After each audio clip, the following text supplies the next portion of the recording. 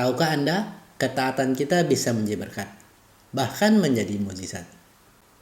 Shalom friends, saya Agustinus. Semoga Anda senantiasa sehat, bersemangat, dan rindu akan firman Tuhan. Pada kesempatan kali ini, kita akan belajar tentang ketaatan. Untuk itu kita mesti tahu dulu, apakah itu ketaatan? Taat dalam bahasa Ibrani adalah shema. Menurut Kamus Bahasa Indonesia, taat berarti patuh ataupun tunduk. Berkat dalam Kamus Bahasa Indonesia berarti karunia Tuhan yang membawa kebaikan dalam kehidupan manusia atau sesuatu yang bermanfaat. Jadi berkat di sini tidak melulu berkaitan dengan harta benda ataupun kondisi baik. Karena kebaikan atau manfaat bisa kita dapat juga melalui tantangan. Hal-hal yang akan mendewasakan kita, membawa kepada pertobatan. Berkat tidak selalu sesuai dengan rencana kita. Tetapi berkat yang pasti adalah seturut rencana Tuhan. Nah, bagaimana taat bisa menjadi berkat?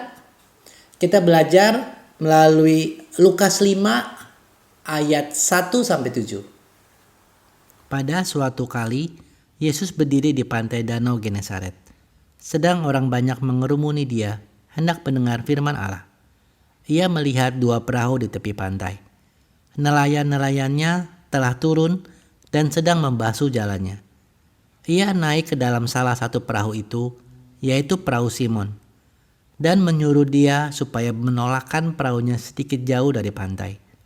Lalu ia duduk dan mengajar orang banyak dari atas perahu.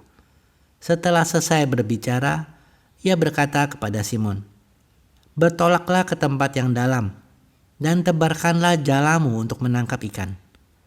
Simon menjawab, "Guru, telah sepanjang malam kami bekerja keras, dan kami tidak menangkap apa-apa. Tetapi karena engkau menyuruhnya, aku akan menebarkan jala juga." Dan setelah mereka melakukannya, mereka menangkap sejumlah besar ikan, sehingga jala mereka mulai koyak. Lalu mereka memberi isyarat kepada teman-temannya di perahu yang lain, supaya mereka datang membantunya. Dan mereka ikut datang, lalu mereka bersama-sama mengisi kedua perahu itu dengan ikan hingga hampir tenggelam. Dari perikop tadi, kita kupas dulu fakta-fakta yang ada di sana. Yang pertama, dari settingan waktu, itu pagi ataupun siang hari. Karena kita tahu, dan juga tertulis di dalam ayat 5, bahwa nelayan menangkap ikan pada malam hari. Bukan karena ikannya tertidur pada malam hari sehingga mudah ditangkap, tetapi karena waktu malam hari ada yang namanya angin darat. Angin bertiup dari darat yang lebih dingin ke arah laut, sehingga para nelayan lebih mudah untuk pergi menangkap ikan. Yang kedua, Tuhan Yesus kita tahu dia bukan seorang nelayan. Mungkin ada yang berargumen bahwa dia adalah seorang tukang batu, stonemason. Karena di daerah Israel lebih banyak batu daripada kayu perpohonan. Tapi yang pasti kita tahu bahwa Tuhan Yesus bukanlah seorang nelayan. Dan yang ketiga, Tuhan Yesus menyuruh Simon menebarkan jala sebelum dia memberikan tanda-tanda. Mukjizat itu terjadi setelah Tuhan Yesus menyuruh Simon. Kemudian jika kita susun kronologisnya, Tuhan Yesus di pagi hari atau siang hari tadi ke Danau Genesaret, kemudian dia mengajar orang di atas perahu. Ini juga karena tadi waktu siang hari angin bertiup dari arah laut atau danau ke arah darat. Jadi Tuhan Yesus berdiri di atas perahu supaya suaranya terbawa dari arah danau ke arah darat, di mana orang-orang banyak mendengarkan dia. Jadi dia tidak melawan angin, tapi suaranya terbawa oleh angin sehingga dapat terdengar dengan baik. Kemudian setelah selesai mengajar, Tuhan Yesus menyuruh Simon untuk berangkat ke tempat yang lebih dalam dan menebarkan jala. Di situ Tuhan meminta Simon dan Simon menjawab, "Guru, setelah sepanjang malam kami bekerja keras dan tidak menangkap apa-apa." Suatu keanehan. Nelayan profesional tidak menangkap apa-apa. Semalaman mereka bekerja. Tapi Simon juga kemudian berkata, "Karena engkau menyuruhnya, aku akan menebarkan jala juga." Dan mereka melakukannya. Jadi di dalam perahu tidak hanya ada Simon, tapi juga ada beberapa orang yang lain. Mereka menangkap sejumlah besar ikan. Di sini yang saya bilang terjadi mujizat. Karena Simon Petrus taat, maka dia mendapat berkat, bahkan menjadi mujizat.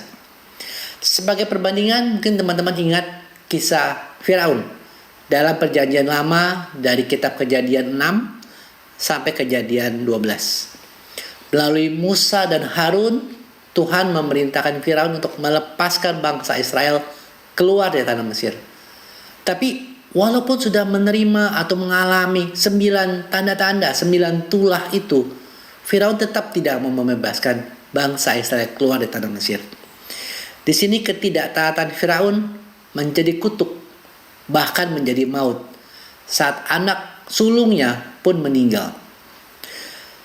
Teman-teman, pilihan ada di tangan kita. Pilihan ada di tangan Anda. Apakah Anda mau memilih taat seperti Simon Petrus atau tidak taat seperti Firaun?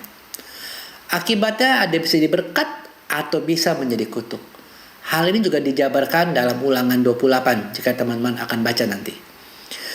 Jadi Tuhan senantiasa sayang pada Anda.